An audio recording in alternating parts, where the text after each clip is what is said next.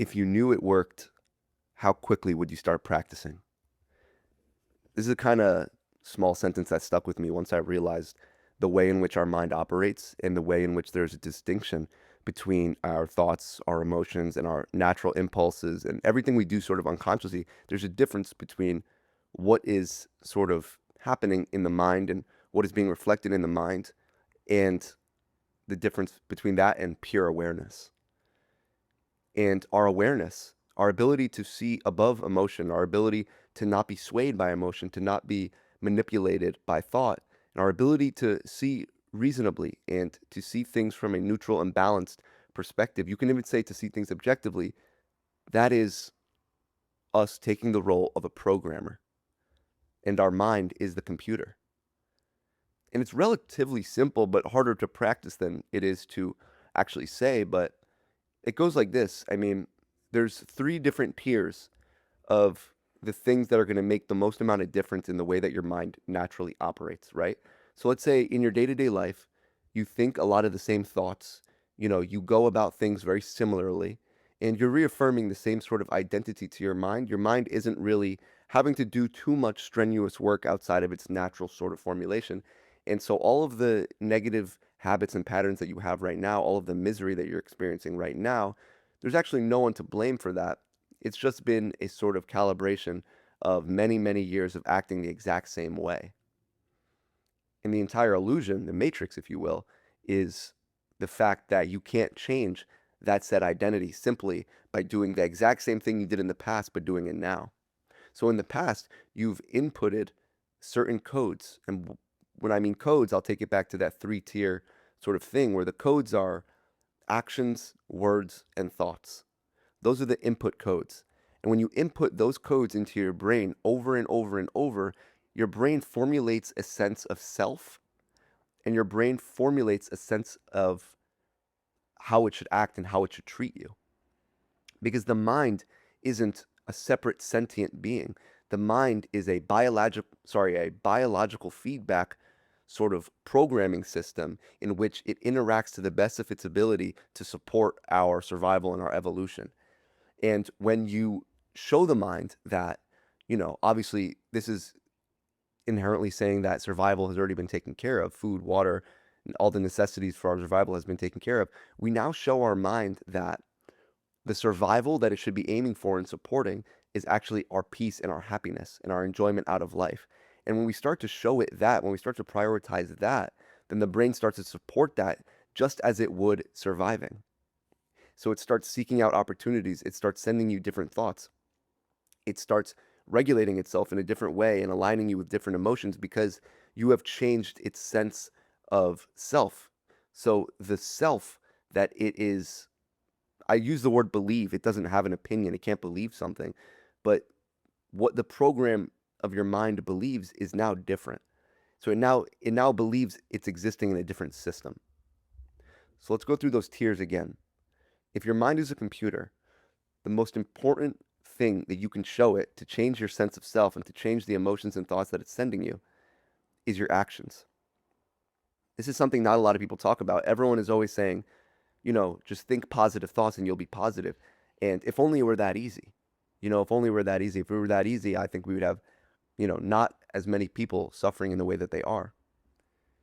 But the number one tier is actions. So when you take actions in your life, your mind is observing through your eyes. And I'm saying that very literally to paint a picture of what's happening.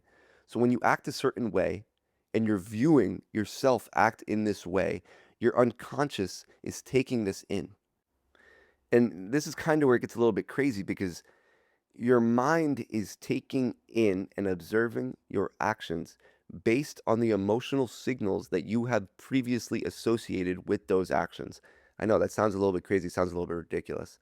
I'm going to try to explain it in a way where even I can wrap my mind around it in a more simple way and allow I guess, myself and you guys to practice it. So in the past, we've associated, maybe let's use confidence, for example, we've associated our sense of confidence with certain actions, right? And it would be very hard to try to convince our mind that we are confident when we are existing in the same actions that we've associated in the past with not being confident. So it's not necessarily that you have to put yourself out of your comfort zone or go talk to that person or do that thing to feel a sense of confidence. But it's because you associate confidence with those actions that you need to do them. Does that make sense? We can see that there's a system, there's a patterned reality in place here in which our actions are, you know, very influential on the way that our mind and even our nervous system is existing. So if we associate confidence with going out of our way to maybe go talk to that person, then by we can shortcut the entire mental programming system by taking and allowing our unconscious to observe us taking that action. So instead of trying to trick ourselves into confidence, which we can do, we can affirm confidence until it kind of feels natural and, sort of program it into the unconscious. But there is actually a quicker route to that in which we can just jump in, and it's going to be uncomfortable. It's going to be, you know, very difficult. But we jump into that action, we take that action, and we allow our unconscious mind to see that. And because our mind associates that action with confidence, it's going to now create the feeling of confidence in you. Not right away, not after the first one, but significantly quicker than anything else you can kind of do. And that's the power of actions. Not the action itself has power over you, but you can use the unconscious mind in your own favor. So if you close your eyes and you imagine, what does a confident person look like? What kind of actions do they take? How do they talk? How do they treat people? What are their relationships like? What is their work life like? All these different things. And these are the things that you associate with a confident person. So it would be much more difficult to take the same actions that we do every day and trick ourselves into believing that we are experiencing confidence. We can do that. I must emphasize that. We can do that. But it's much quicker to just jump through the discomfort, the awkwardness, and the tension. Just jump through that and actually do those actions. And in a way, we're jumping timelines. And we're not jumping timelines because we're changing reality directly, but because our mind is now experiencing a different sense of self in which now our emotionally regulated system is giving us a different reality to experience. Hopefully, you guys are following me, and hopefully that makes sense. And so the next tier is words. So it kind of touches on, and I must add a sort of prerequisite that is actions are by far the most powerful mechanism for changing the way our mind operates and the way our sort of brain system is viewing our sense of self. And it's something that's undervalued, I think, when we speak about these things psychologically, because we limit what is possible because we don't truly take in the fact that our mind is always watching. So, yeah, words. I touched on it before, of course, in the speaking manner, but your words, your mind is always listening as well as watching. So the way you talk about yourself is giving in to the system that is your mind. You're inputting those codes into your mind. What you repeat about yourself often becomes your internal monologue. How you describe yourself to other people becomes what you believe about yourself. And this, are you starting to see a pattern here? I'm going to get to thoughts in, you know, later on and as the third sort of tier, but it's all of the actions and all of the words, everything that we're doing that's actually taking place in reality rather than in our own mind. Because when we're making changes in reality, when we're engaging with life and the sort of cards that it's throwing at us and we're playing along, we're dancing with life rather than trying to maneuver our way around our internal system and our thoughts. That way, so much change happens in a much quicker manner because that is how our mind used to operate and condition itself to optimize for survival. It is used to engaging in its environment and sending that as a feedback, and learning from that to sort of give you whatever thoughts you need and give you whatever instinctual emotions that is needed.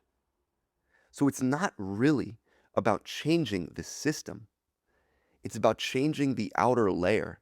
It's changing the feedback. It's changing what is being inputted into the system and using what we know about it to our advantage. So because we know the sort of words sorry, let me repeat. Because we know what we associate whatever words we associate with certain emotions, we should speak those words about ourselves to take place in the process of replicating those emotions and experiencing those emotions more often. The third tier is thoughts. And I have to make a huge separation here. The first way that change happens is a sort of observance and letting go of the thoughts that we don't want. It's the very basic and principal mindfulness practice of not engaging with thoughts that you don't want to have repeating. But there's another practice that I think people take part in that they believe is going to be the most fundamental change, and that is they repeat positive thoughts in their mind. And that does help. That's why I included it in the list. Positive thoughts help.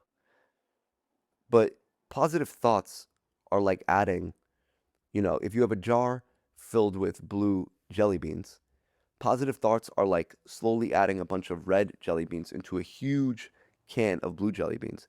Sure, it slowly starts to work, but it all kind of gets blended together after a while.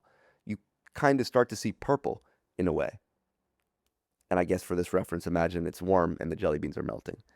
Um, but yeah, it all kind of gets mixed together because internally, in your inner dialogue system, things are often very crowded. There's a lot of traffic going on. But in reality, you have an open street, you have an open highway to completely show your mind who you are and how you want to be perceived as a sense of self.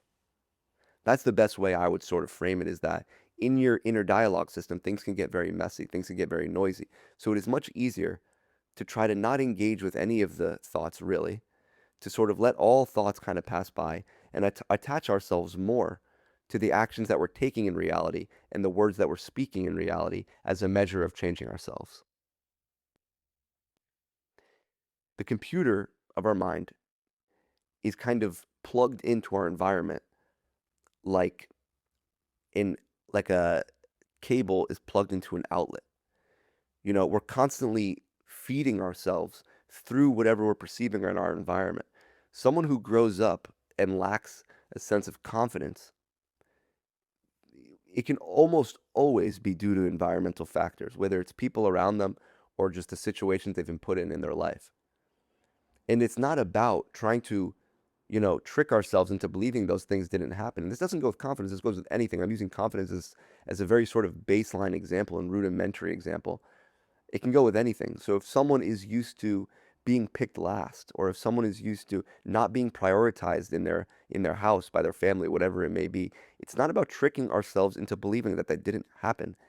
It's about now taking the actions that we associate with someone who doesn't identify with those things happening.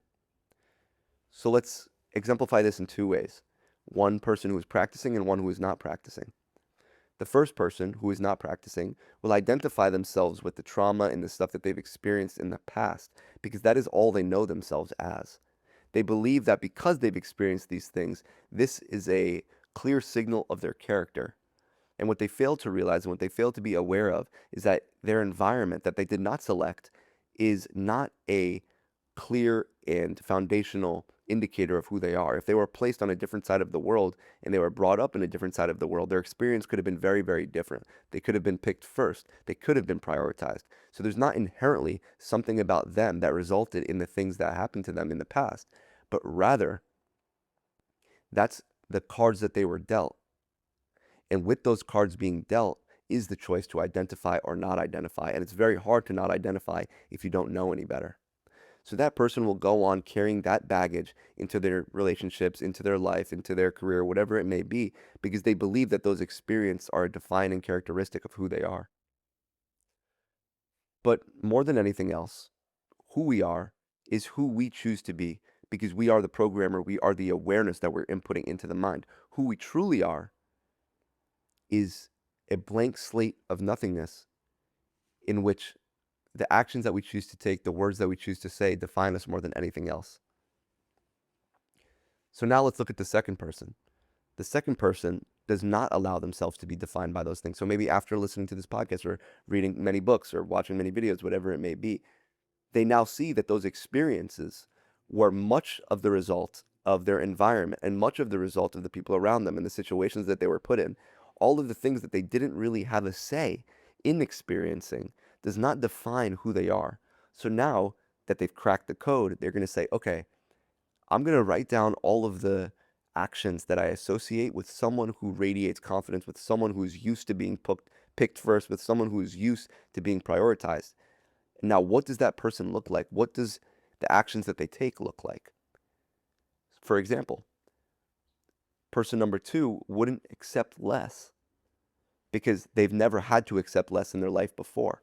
And even though logically they know that their past experiences conveyed to them a message of being unworthy, they know that because of their environment, because of the situations and people around them when they were younger, when they were a child, whatever it may be, they didn't have a say. And that was simply maybe it's just slightly a case of bad luck, wrong place, wrong time. You know, in a video game terms, wrong spawn point. I don't know. That's a little bit ridiculous, but you guys get the idea. And now what they're going to do is they're not going to try to convince themselves of being confident. They're not going to try to convince themselves of being worthy. They're just going to blindly take the actions of someone who is confident, of someone who is worthy, of someone who is used to being prioritized. So now, why would they accept less in being treated? Sorry, why would they accept being treated less than if they are now associating with the characteristics of someone who would never accept less? When you accept less from another person, when you accept not being prioritized, you are showing your brain the kind of person you are. You are inputting the code. So more than anything else, change is a matter of bringing consciousness into our everyday life. Don't let any habit go unchecked. Don't let any belief system go unnoticed. And don't let any sort of sentence that you speak about yourself go without being first run through the filter of, is this who I want to perceive myself as? Is this who I want to project myself as in reality? And your mind will start to support you quicker than you think. Because you're not trying to change the mind. You're allowing the mind to change on its own by inputting the codes and speaking the language that it speaks. When you talk to your mind, when you talk back and forth with the voice in your head, that's not you talking to your mind. That's you talking to a sort of, I don't know, a feedback loop. It's like talking to a automated customer service representative rather than an actual live person. You talk to an actual live person. Yeah, I'm still using a reference here, obviously. You talk to a live person by communicating through your actions and through your words in reality. So think of it as though you're communicating to reality, and because reality is directly connected to your mind will learn. And I think that's a great way to sort of finish this off is don't prove yourself to anyone. Show reality and trust that your mind is watching as well. Show reality through your actions who you are. Show reality through your words who you are. And in showing reality, you are showing your mind, and your mind will learn, adapt, and it will recondition itself to operate in a different sort of manner, and you will experience this. But you have to trust this practice. And that's why I started this with, if you knew it worked, how quickly would you practice it? If you knew it worked, how quickly would you practice it? And really what stands in our way is the discomfort of being the person that we always wanted to be, the awkwardness and the tension of moving through all of our doubt and becoming that person. That's all we have to get through. The discomfort that stands in your way, that's the entire battle. There's nothing else coming to get you, only your own hesitation. Thank you guys for listening as always. If you're watching on YouTube, make sure to like and subscribe as always. If you're listening on Spotify, thank you as always. And other than that, I will see you guys in the next one. Peace.